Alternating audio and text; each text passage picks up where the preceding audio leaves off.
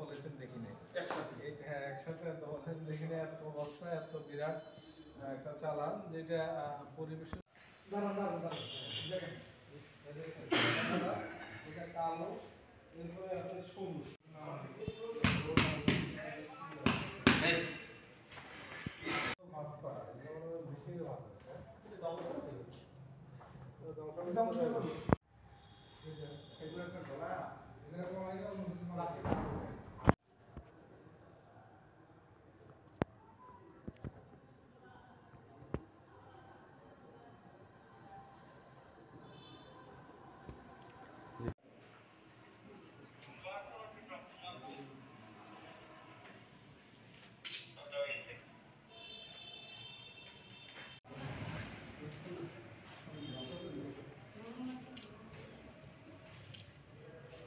বলেছেন এবং বলেছেন বলতে আপনি দেখতে পাচ্ছেন আপনাদের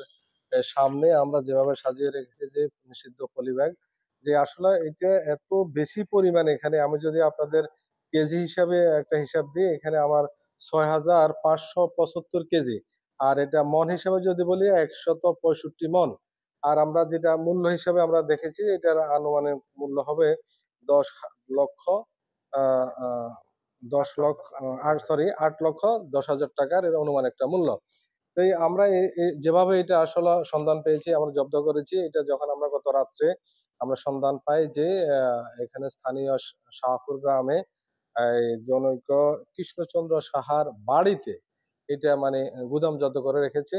তখন আমার সাব ইন্সপেক্টর যে ফারুক এবং তানভীরকে পাঠানোর পরে তারা মোটামুটি নিশ্চিত হওয়ার পরে তখন আমাদের সেনাবাহিনী ছিল এখানে থানাতে, তা আমি ওনাদেরকে নিয়ে গেছি যে যাই আমরা ওই বাড়িটা কটন করছি, কটন করে যখন আমরা অভিযান চালাইছি, অভিযান চালানোর পর দেখা যাচ্ছে বিশাল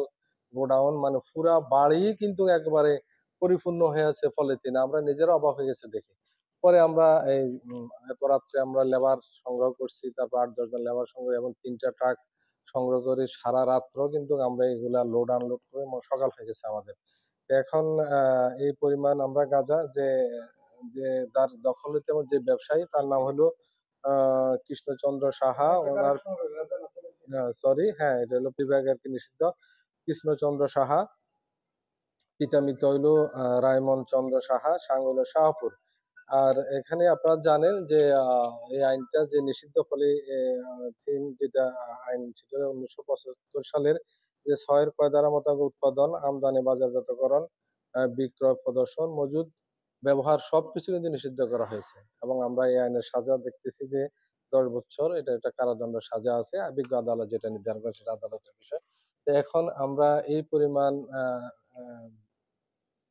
নিষিদ্ধ পলিথিন উদ্ধার করেছি, এটা অবশ্যই একটা পরিবেশের জন্য একটা দূষণীয় এটা পরিবেশ আহ, নষ্ট করার জন্য এটা এই পলিব্যাগ কিন্তু যথেষ্ট। আপনারা দেখছেন পুরো দেশে কিন্তু এটার জন্য একটা সোচ্চার যে পলিথিন যাতে নিষিদ্ধ নিষিদ্ধ কেন ব্যবহার করে মানুষ এসে এত পরিমাণ পলিথিন, দেখেন এগুলা যদি চলে যেত মানুষের হাতে কিন্তু এগুলা প্রত্যেকগুলা ব্যবহার হতো, মাটির উর্বরতা নষ্ট হইতো এবং এই যে খাল বিল পুকুর কিন্তু পলিথিনে ভরে যাচ্ছে, এটা যেটা আমরা দিচ্ছেন এটা আমার মতে এটা এটা বড় ধরনের কিন্তু একটা আমাদের সাফল্য জীবনে।